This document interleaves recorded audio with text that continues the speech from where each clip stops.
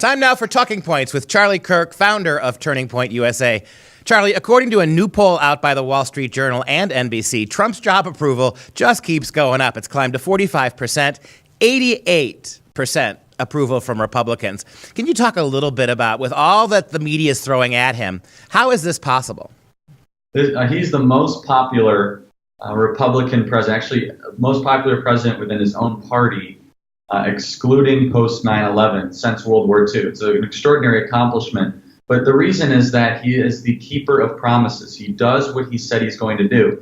He moved the embassy to Jerusalem. He canceled the Iran deal. He withdrew us from TPP.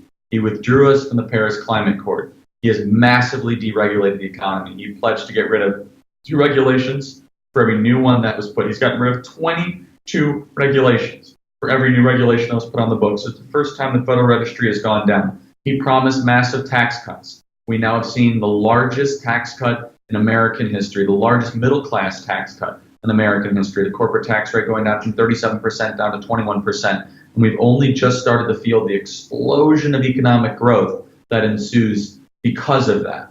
And so, look, the president is the keeper of promises. And the reason the Republican base loves him is that we have been betrayed so long by so many different politicians that have been just saying things and not doing things. And the president has been fulfilling his pledges and promises. I love that. You just gave Donald Trump his first Game of Thrones name. Slayer of progressives, keeper of promises, humiliator of mainstream media types, right? I love it. You could just have the epithets go on and on. And so this bodes really well. At this point in his first term, when you look at the history of presidential elections, he's going to be really, really difficult to beat in 2 years, isn't he? Yeah, I think he's going to convincingly win re-election. He is on pace to have high popularity in the states that matter. The midterms, we'll see what happens. If we keep the House, great. I think we'll almost assuredly advance in the Senate. But I'll tell you, Donald Trump is completely and totally redefining American politics as we know it. You're seeing all these fake 2020 contenders pop up. Elizabeth Warren, Kamala Harris, Bernie Sanders. The Republican Party is the party of Abraham Lincoln. The Democrat Party is the party of Karl Marx.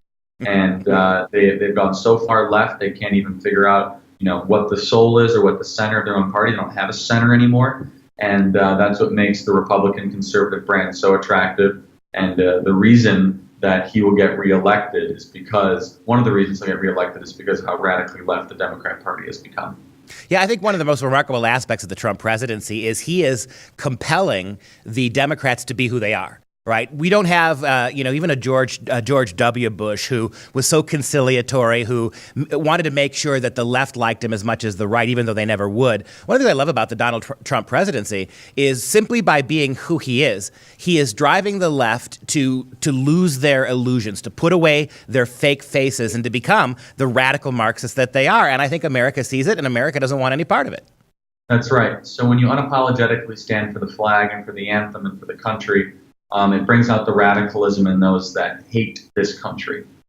But as I commonly say, America's the only country in the world that even those who hate it refuse to leave. It's such a beautiful country, it has so many blessings that you have the freedom and luxury and flexibility to hate the very country that you're benefiting from. Donald Trump has made this country a better place. And I ask the question, are you thankful to live in America or are you angry to live in America? I think that's the two big questions right now going on. And the idea of America is fundamentally under attack by Marxists and these so-called progressives in our universities and colleges that want to destabilize and destroy the fundamental fabric of what is the greatest civilization ever to exist and the most benevolent, creative, forward-thinking, generous country in the history of the world.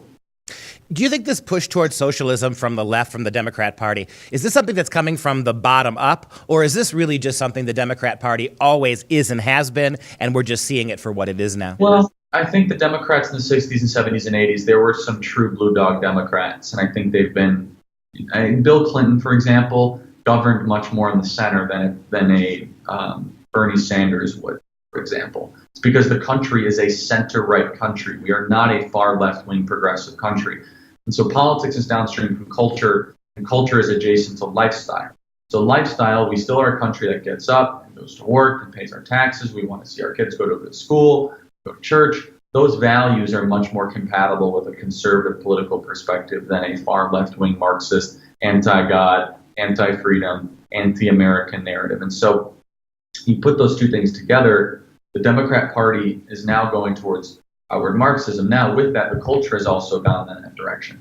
Because you look, the country, some of our country is offended by everything they hear. They think they're a victim just because they got up on the wrong side of the bed every morning.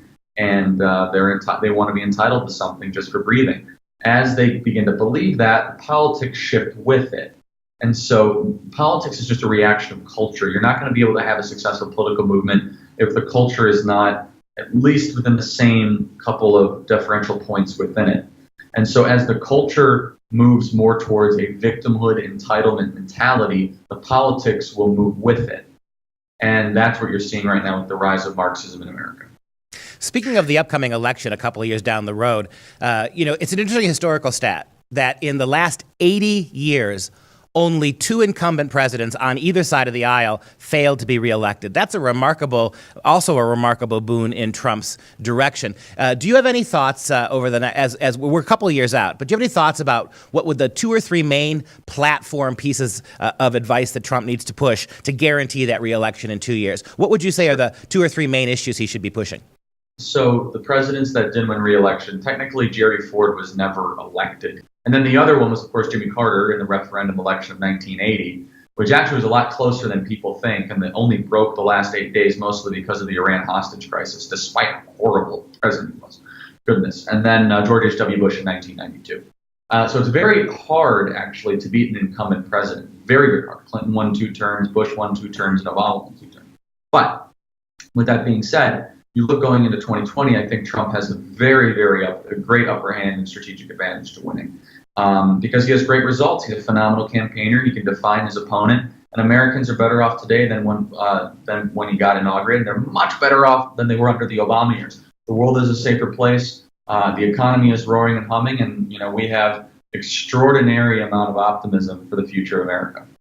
You mentioned some of the early frontrunners from the Democrat Party, and it's almost hysterical. You've got Hillary Clinton, who probably right now may be the front runner, Bernie Sanders and his brand of tired old socialism, and people like Elizabeth Warren and Kamala Harris, who are just off the lunatic reservation. I mean, do you see anybody out there who really right now has the personality and the temperament to challenge Donald Trump?